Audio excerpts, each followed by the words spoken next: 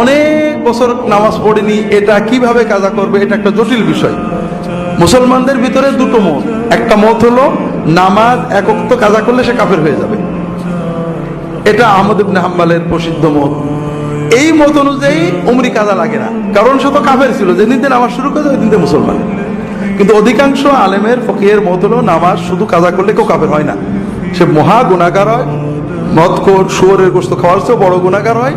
কিন্তু নামাজ পড়িনি, কিন্তু নামাজের ফরজিয়াতের বিশ্বাস আছে, গুনাহগার বলে নিজের মনের ভিতরে আফসোস আছে, সে কাফের হয় না।